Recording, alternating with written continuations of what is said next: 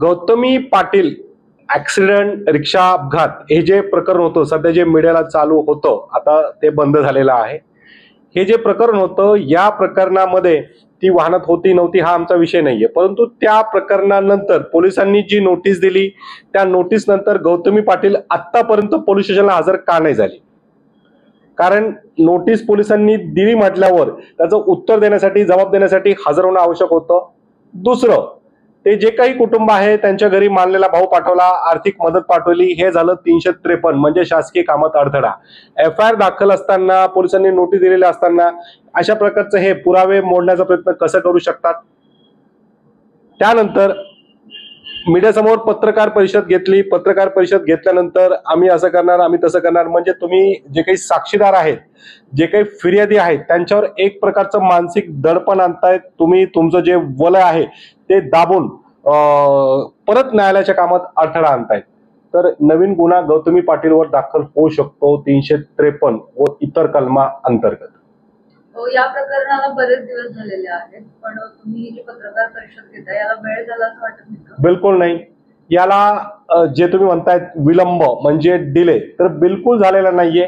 कारण पहिल्यांदा पोलिसांनी सो अँड सो FIR घेतली, कायदेशीररित्या नोटीस दिली, दिल्यानंतर जे काही आहे मग यांनी कॉन्फरन्स घेतली, म्हणजे पोलिसांची नोटीस आल्यावर सुद्धा ते तिथंच आहेत, मग यांनी कॉन्फरन्स घेतली, कॉन्फरन्स घेतल्यावर या सगळ्या गोष्टी समोर आल्या आणि आम्हाला वाटलं आज ना उद्या ती तिथं हजर होईल, जबाब देईल, परत त्या रिक्षा चालकाला बिचारायला नाही मिळेल, परंतु हे कुठेही दिसून आले नाही, म्हणून मी करेक्ट टाइमला एंट्री घेतलेली आहे। पण असं जरी असेल तरी जे पोलीस वरिष्ठ अधिकारी आहेत, DCP असतील किंवा इतर अधिकारी, त्यांच्याकडून सांगण्यात आलं होतं की गौतमी पाटीलच्या या प्रकरणात काहीच रोल नाहीये, त्यामुळे असं सांगण्यात आलं होतं। त्या प्रकरणाविषयीचा रोल बोलतच नाही आपण। त्यानंतरचा पार्ट 2 जे तुम्ही म्हणले आज उशिरा नोटीस आली ती कुठे आहे, ती का हजर नाही झाली? दुसरं, हे प्रकरण जे काही असेल त्यानंतर मानलेला भाऊ पाठवायची काय गरज आहे? त्या ठिकाणी जे काही तुम्ही म्हणतात मी मदतीला पाठवला, मी आर्थिक मदतीचा प्रयत्न केला, मग तुम्हाला ते प्रकरण मिटवायचं होतं का असं बाहेरच्या बाहेर? हे न्यायालयाच्या कामात अडथळा आहे, हस्तक्षेप आहे, म्हणून एक नवीन प्रकरण तिच्यावर दाखल होऊ शकतं। तर ही केस तुमच्यातर्फे करताय का एकटा संघटनातर्फे करताय, कोणाकडनं होत? साहजिक आहे, संघटना आहेत, परत पर्सनली लोकांनाही करता येईल।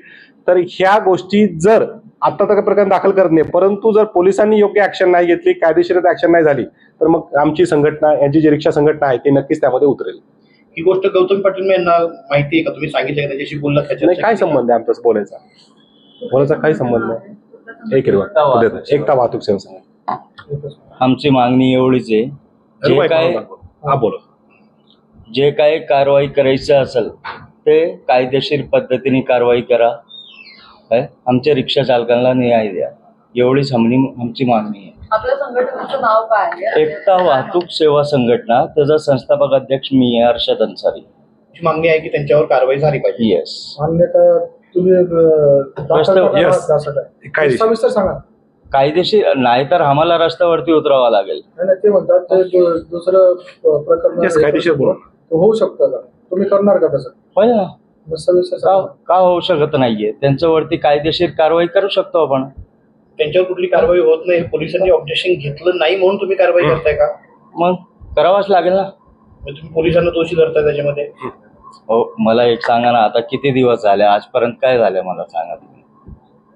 आणि पोलिसांचा काय रोल असतं हे तुम्हाला पण माहिती आहे। आमचं म्हणणं काय जाब विचारला?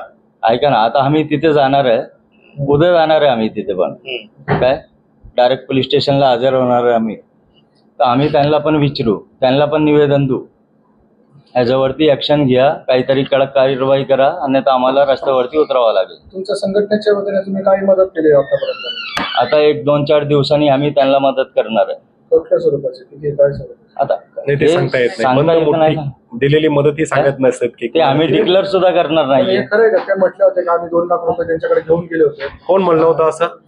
गौतमी पाटील म्हटलं। ते आम्हाला काय माहिती? ते हा प्रश्न तुम्ही खरंच गौतमीला विचारायला पाहिजे की बाई तुम्ही गेले होते का, असं विचारायला पाहिजे, आम्हालाही आवडेल। मला एक सांगा, जर मी सांगितलं की मी माझ्या रिक्षा चालकांना 5 लाख रुपये देऊन आलो, तुम्हाला माहिती आहे का? नाहीये। एकच शेवटचं छानपैकी की रात्री अर्ध्या रात्री असं सोडून जायचं नाही। धन्यवाद।